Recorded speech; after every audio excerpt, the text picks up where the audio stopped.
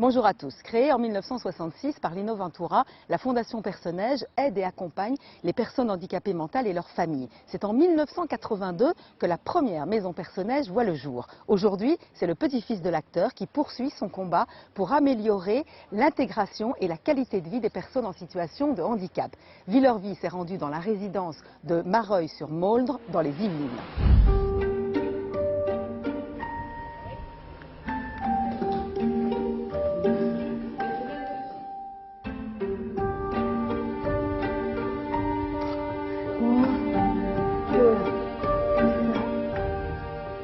La Fondation Personneige, c'est une très belle aventure qui a commencé en 1965 par un appel de mon grand-père à l'ORTF qui explique au grand public qu'il est père d'une enfant pas comme les autres, d'une enfant handicapée, ma tante Linda, et qui interpelle ce grand public sur la nécessité de se mobiliser pour offrir à ces personnes pas comme les autres un cadre de vie digne tout au long de leur vie.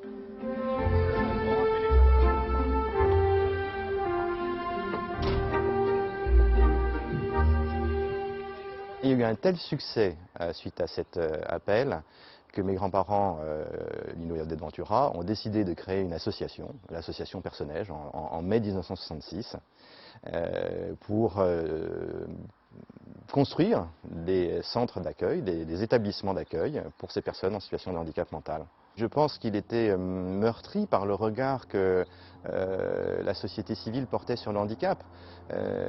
Vous aviez des gens qui changeaient de trottoir en 1960 lorsqu'ils croisaient une personne handicapée. Donc, c'est comme tout parent d'enfant qui voit son enfant comme un enfant comme les autres, c'est forcément extrêmement meurtrissant. Et donc il s'est dit qu'il allait mettre au service de cette cause sa notoriété pour essayer de faire bouger les lignes. Tu as mis ton assiette ici. Hop. Oui. Ok. Après, il nous faut quoi? Un peigne. Un couteau. Un couteau. Ah, Un couteau et une fourchette. d'accord, Jérémy. Je t'aime bien. Très bien. Super. Voilà. Les résidents ont besoin, surtout qu'on les considère comme des personnes normales.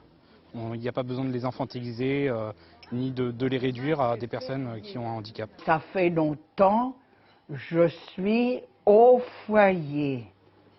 Personneige. Je suis bien ici. On dort bien et on mange bien. On a des beaux amis. On va mettre la table à Bruce, d'accord? On commence par quoi?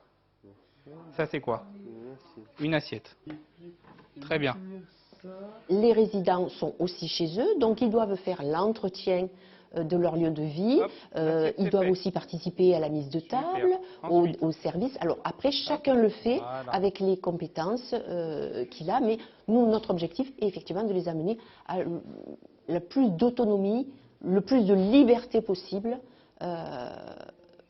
voilà, pour avoir la fierté aussi de faire les choses par eux-mêmes. Les particularités des maisons Personneige, c'est de respecter nos résidents dans leur humanité, dans leur être. Nous avons en ce sens une volonté farouche d'offrir des maisons à taille humaine, donc volontairement limitées à une trentaine de places, que l'on implante dans des endroits, dans des zones géographiques qui sont, comme ici à Mareil, à la fois en périphérie des grandes villes, parce qu'on a besoin d'avoir des infrastructures médicales, hospitalières et économiques, mais également dans des endroits plus bucoliques où ils peuvent, comme ici, vous voyez, derrière moi, il y a des jardins potagers, ils ont des forêts à proximité. Donc d'avoir des environnements dans lesquels ils se sentent bien, dans lesquels ils peuvent s'épanouir. On va se balader le soir, en forêt, on va pédiquer.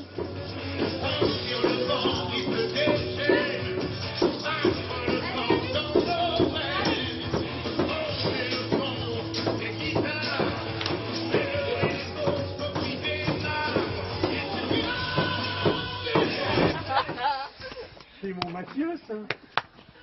Ça va, dis donc, tu t'amusais bien avec Johnny, là, hein? Allez, tu m'amènes dans ta chambre?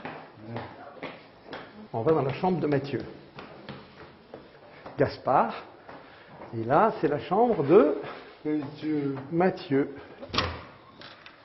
Alors on recherchait, et c'est exactement ce qu'on a trouvé, on recherchait un endroit où notre fils Mathieu se sente chez lui, que ça soit son chez lui. Et il faut reconnaître que c'est un succès total. Comme son frère, comme ses deux sœurs, il a son chez lui.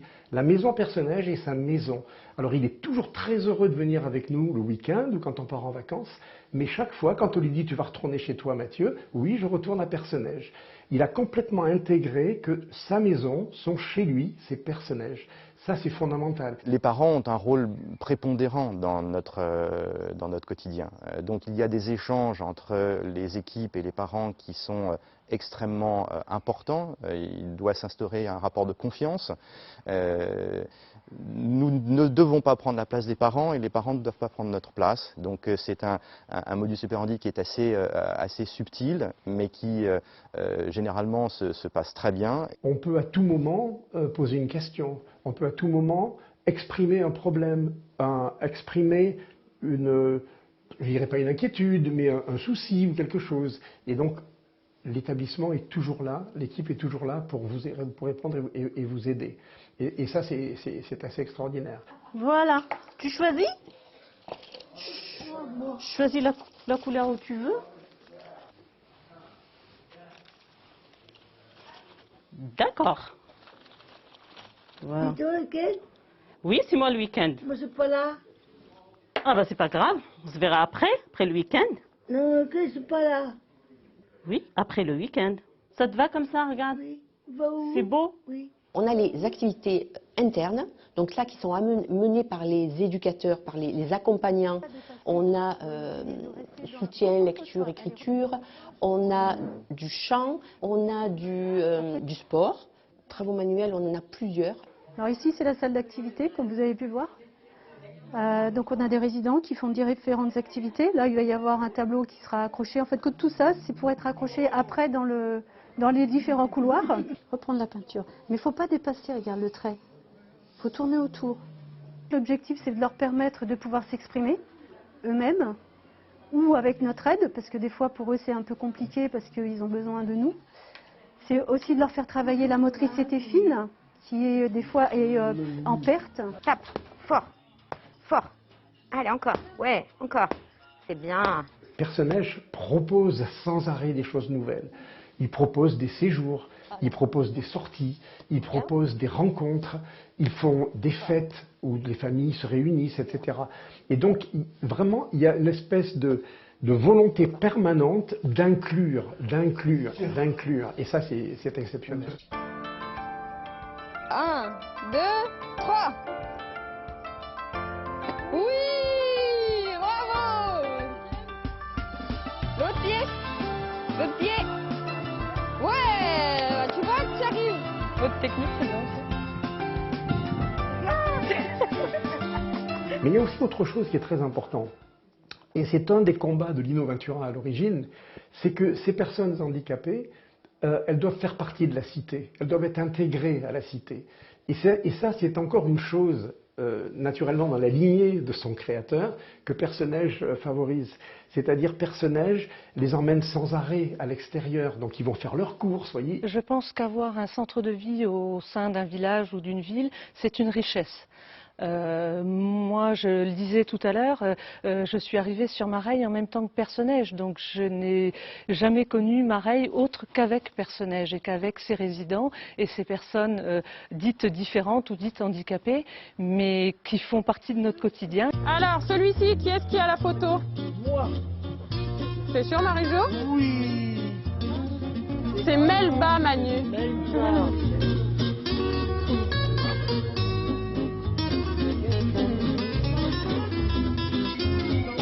Ensuite, qui est-ce qui a Candy? Ouais, c'est Candy. Hop là. Regarde là. Est-ce que c'est la même? Quand je viens dans les établissements, de pouvoir communiquer, de pouvoir échanger avec nos résidents, ça vous apprend énormément de choses sur vous-même d'abord, sur les autres ensuite, et puis ça relativise tellement de choses.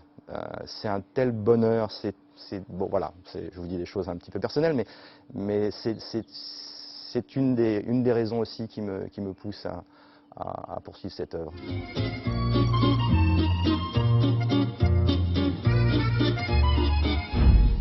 Villerville, c'est fini pour aujourd'hui, mais vous pouvez retrouver l'émission en replay sur lci.fr. À la semaine prochaine.